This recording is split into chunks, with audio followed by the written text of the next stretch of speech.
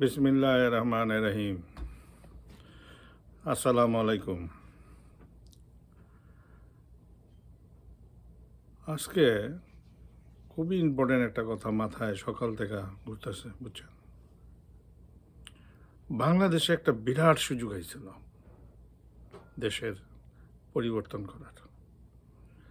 এই হানা ভোট কোনো ইম্পর্টেন্ট জিনিস ছিল না। ওনারা এই হানা ভোটটা যে দিলেন আপনারা, এটা তো কোনো ক্লারিফিকেশন পুরা মানুষের সামনে আপনারা বলতেছেন না, বলেনও নেই। এত বড় দামি দামি লোক আপনারা আমেরিকার থেকেও নিছেন।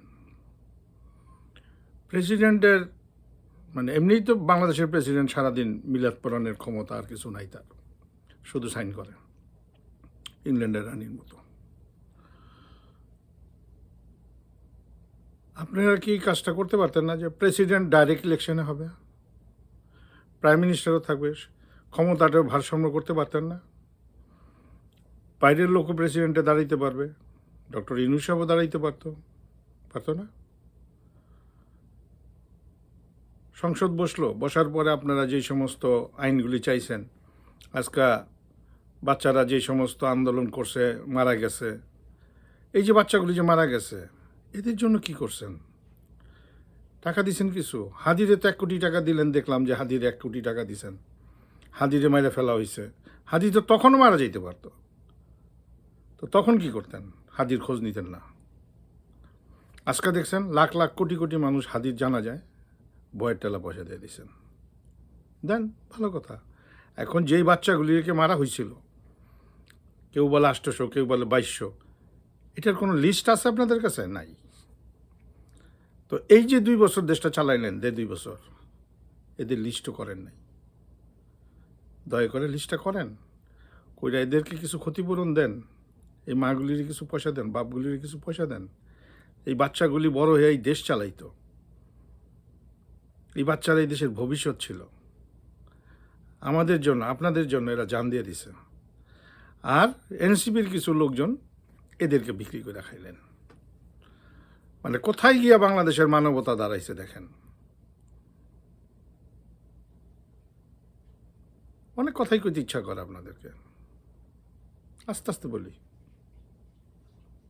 এখন আর সময় নাই হয়তোবা। নির্বাচনের সময় ভোট, ভালো মানুষকে ভোট দিবেন। এবং এই যে এখানে একটা নিয়ম রাখছে, আপনি দেখেন হায়ের মধ্যে যে পার্লামেন্ট কমিটির চেয়ারম্যান হবে বিরোধী দল থেকে। বিরোধী দল থেকে যদি চেয়ারম্যান বানান হয়, তাহলে কি হবে জানেন? ওই ব্যক্তি কোনো ফাইলে সই করবে না। যেই কোনো কাজ, সব কাজেই উনি বাঁকড়া বাজায় কি করবো জানেন?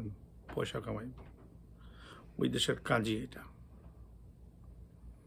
আপনি 95% লোক, আপনি যারা সরকারি কর্মচারী, যারা কাজ করেন, করাপ্ট। একটু দেখান আমার যে এই লোকটা জীবনে ঘুষ খায় নাই। কোরআন শরীফ হাতে নিয়ে একটু বলেন তো দেখি, কেমন বাপের বেটা, একটু দেখি।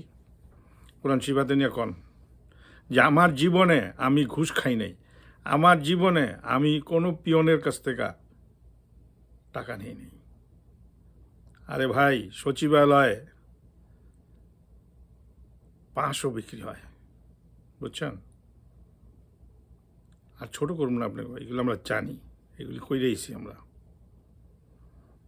এখন সাধারণ মানুষ না গেলে তার কাজ হয় না। নিজের কাজ নিজের জায়গায় করতে হয়, নিজের জায়গাও করতে পারে না। একটা দেশের প্রধানমন্ত্রী কত কাজ করবে, কিন্তু সে একাই সব করতে চায়। এখন যদি প্রেসিডেন্টরা আপনারা ডাইরেক্ট ইলেকশন দিয়ে দিতেন, যে না, এমপিদের ইলেকশনে প্রেসিডেন্ট হবে না, এবং উনার ক্ষমতাই আপনি কেটে ফেলাইতেছেন। উনি একটা ফাঁসি হয়েছে একটা মানুষের, সে মাফ করতে পারে। ফাঁসি দিয়া দেওয়াটাই কি খুব বড় অপরচুনিটি আপনারা মনে করেন? যে ফাঁসি আমি একটা মানুষকে দিয়ে দিলাম, ঠিক হয়ে গেল? হ্যাঁ, চোর ডাকাইত যারা মার্ডার করছে, ওইগুলির প্রেসিডেন্টের উচিত না ফাঁসি দেওয়া, কিন্তু পলিটিক্যালি যখন হবে তখন তাকে মাফ করা উচিত, একটা সুযোগ দেওয়া উচিত, কারণ সে রাষ্ট্রপতি, তার সেই ক্ষমতা আপনারা নিয়ে নিলেন, ওইটাও নাই তার। তাহলে এখন কী করবো? সে মাক্ষি মারবো রাজনীতিতে, ঘরে বসে বসে মাক্ষি মারবো। আর তার পিছনে দৈনিক কত টাকা খরচ হয় আপনারা জানেন? কত? হিসাব করেন। কোটি কোটি টাকা তার পিছনে খরচ, তাহলে রাষ্ট্রপতি রাখার দরকারটা কি? ভিডিওটা ভালো লাগলে মানুষকে দেন, দেখুক, মানুষের কিছু হয়তো বা উপকার হইতে পারে। আল্লাহ হাফেজ, আসসালামু আলাইকুম।